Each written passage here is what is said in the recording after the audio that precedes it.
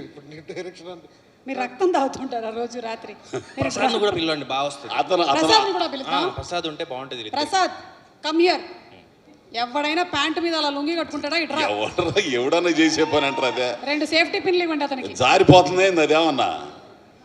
ఇప్పుడు వస్తుంది, ఇప్పుడు డైరెక్ట్ చేయి.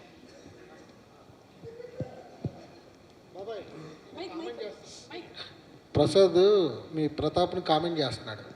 ఈర ప్రతాప్ని పాపం ప్రతాప్ అంటున్నాడు. మీరు ఒక మాట అన్నారు, రే నా కొడుకు ఈర ప్రతాప్, ఇంకొకసారి పాపం ప్రతాప్ అంటే కారు టైర్ కింద తలబెట్టి తొక్కిస్తా కోడక. అది ఇంకోటి ఉంది కదా నీ మార్క్ కాదు. ఇప్పుడు నేను కమెంట్ చేయాలా? బయట మాట్లాడుకుందాం సార్. రాకేష్ గారు, ఏమైంది?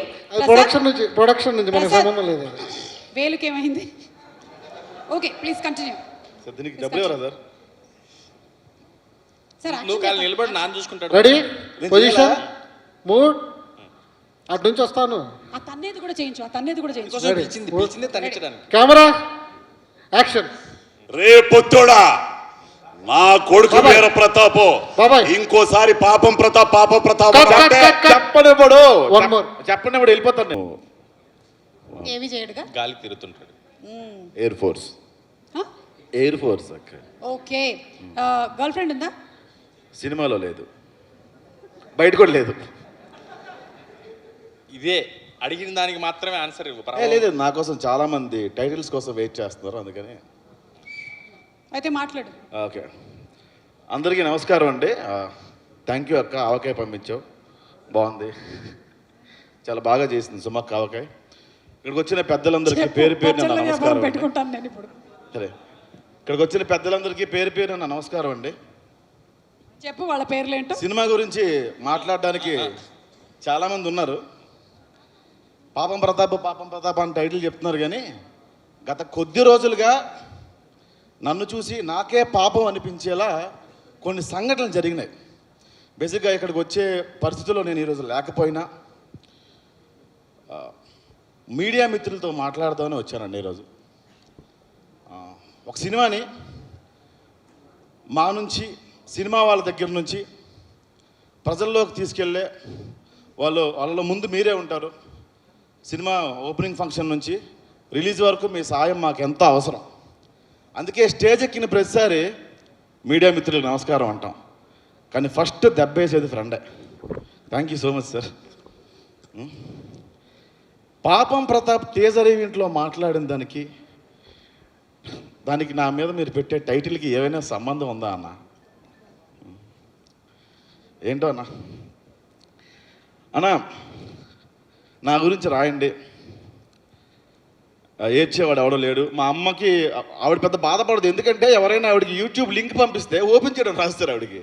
ఎవరో పొరపాటు నేను చూపిస్తే మొండ పడిపోయినా జమ్మ పడిపోయినా నా కొడుకు గురించి అలాగే అంటారు, బాధపడదు తప్ప ఏడ్చేవాళ్ళు ఎవరు లేరన్నా. ఎవరైనా అంత ఫ్రెండ్షిప్ చేయడానికి వచ్చినా కూడా అని గసిరి పంపించేస్తాను నేను. అంత ఉత్తముడిని, అంత ఉత్తమ స్వభావం ఉన్నవాడిని నేను. కాబట్టి నా గురించి రాయండి, నా గురించి ఏవైనా మీరు రాసుకోవచ్చు. వీడు మగాడు కాదు, మృగాడు. ఈ సినిమాకి వీడు కీలకం కాదు, కీటకం. వీడు ఒక ప్రాస్టిట్యూట్, వీడు ఒక ఆల్ఖైదా, వీడు ఒక స్లీపర్ సెల్.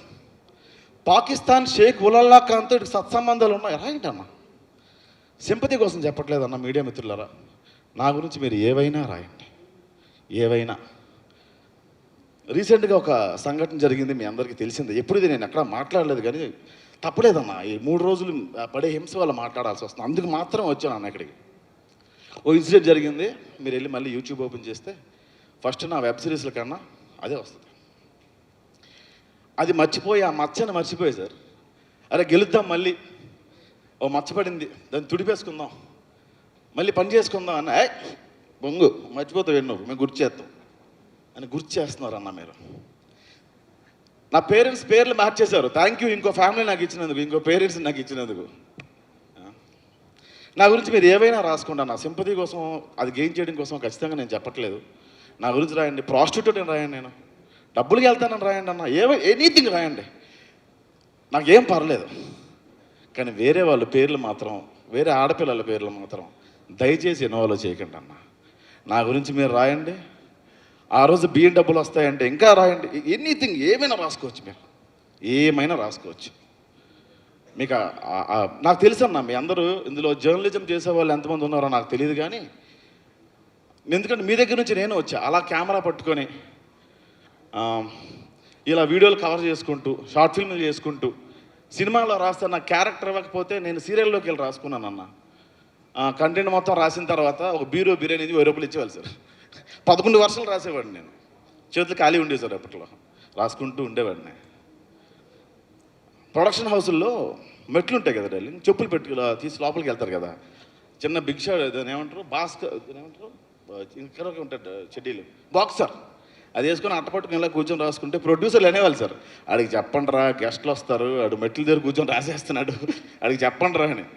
సో ఎవరు వస్తున్నారో ఎవరు రావట్లేదో అదేం ఫరక్ పడకుండా రాసుకునేవాడిని, ఎందుకంటే చేతులు చాలా ఖాళీగా ఉండేవి, అందుకే అట్లా రాసుకునేవాడిని అన్న. అక్కడి నుంచే నేను వచ్చా, అక్కడి నుంచే ఈటీవీ వరకు వెళ్ళా, ఈటీవీలో సీరియల్స్కి రాసా, కొన్ని సినిమాలకి రాసా, అందులో దొబ్బే అంటే షార్ట్ ఫిల్మ్కి వచ్చి రాసుకున్నా, ఈరోజు 4 సినిమాలు చేసుకుంటున్నా. అక్కడి నుంచి ఇక్కడికి వచ్చా కదన్నా, మీ దగ్గర నుంచి ఇక్కడికి వచ్చా కదన్నా. నేను ఎదగడం ఇష్టం లేదా, ఇక్కడికి రావడానికి ఇష్టం లేదా, ఎవరికి ఇష్టం లేదో నాకు తెలియదు, అందరినీ ఉద్దేశించి అనట్లేదన్నా.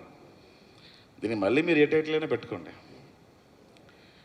డిసెంబర్ 17, 2024లో జరిగిన సంఘటన మీ అందరికీ తెలిసిందే. దానికి ముందు ఇచ్చిన ఇంటర్వ్యూస్ కూడా ఇప్పుడు తమ్నైల్ అవి కట్ చేసి మళ్ళీ ఇప్పుడు తమ్నైల్ మారుస్తున్నారు. నన్న ఇంటర్వ్యూ, అరే నాకు ఇంటర్వ్యూ చేశారు, నాకు ఇంటర్వ్యూ చేశారు సార్ అన్న, ఇంటర్వ్యూ చేశారన్న, నేను లింక్ నేను కానీ షేర్ చేయాలి కదన్నా, నేనైనా ఆ లింక్ షేర్ చేయాలి కదా, నాకే అసహ్యం వేస్తుంది అన్న. అది ఏమైనా రాసుకోండి, కానీ వేరే వాళ్ళ పేర్లు, వేరే ఆడపిల్లల పేర్లు అంటే మీకు తెలియదేమో, మీకే కాదు వాళ్ళకు కూడా కుటుంబాలు ఉంటాయన్న, వాళ్ళు ఏడుస్తారు అన్న. మీరు ఏడిస్తే కన్నీళ్ళు, మేము ఏడిస్తే ఉత్సాహిత రాదన్న.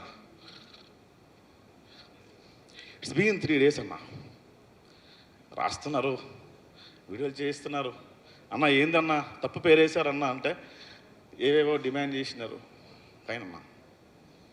సో ఇదంతా ఎందుకు చెప్పానంటే, నవ్వే ప్రతి మగాడి వెనక ఏంటన్నది, నవ్వు నడుస్తూ బతికే వాళ్ళు మీరు కూడా ఉన్నారన్న. మీకు ప్రెజర్స్ ఉంటాయి ఎక్కువ, ఈరోజు కంటెంట్ పడాలి, ఏదో కంటెంట్ చెప్పాలి, మీ టార్గెట్స్ ఉంటాయి, వ్యూవర్షిప్ టార్గెట్స్ ఉంటాయి, నాకు తెలుసు, నేను అర్థం చేసుకోగలను, అందుకే నా మీద రాయండి. అలా నవ్వు నటిస్తూ ఈ సినిమా తీసిన వాళ్ళలో మొట్టమొదటి వ్యక్తి మా డైరెక్టర్ నరేష్. కథ చెప్పేవాడు, డార్లింగ్ నీకు తెలుసా ఇలా ఉంటుందని సీను అని చెప్పేవాడు. కానీ చెప్తూ మీరు అందరూ అబ్జర్వ్ చేశారో లేదో, అంత పనిచేసిన వాళ్ళు, అతని సీన్ చెప్పినప్పుడు నవ్వేవాడు, చేతులు వణికేవి, కంఠం తడిసిపోయేది, కంఠం ఎండిపోయేది, గడిగడికి నీళ్ళు తాగేవాడు. అలా నవ్వు నటిస్తూ మొట్టమొదట ఈ సినిమాకి నవ్వు నటిస్తూ తీసిన వ్యక్తి నరేష్. ఆ తర్వాత తిరిగారు.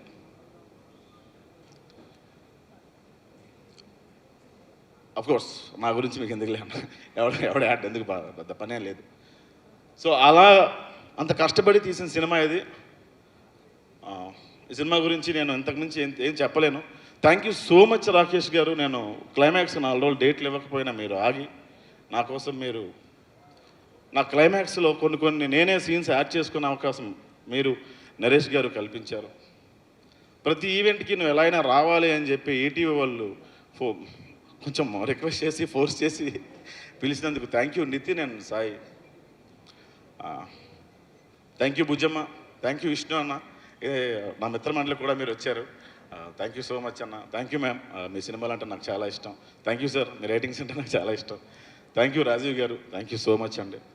అన్న మళ్ళీ చెప్తున్నా, సింపతి కోసం చెప్పలేదన్న, కొంచెం బాధ ఉండి చెప్పిన, ఏమేమి తప్పు మాట్లాడుంటే క్షమించండి. మీకు అర్థమైతే నేను అదృష్టవంతుని, అర్థం కాకపోతే నా కర్మ.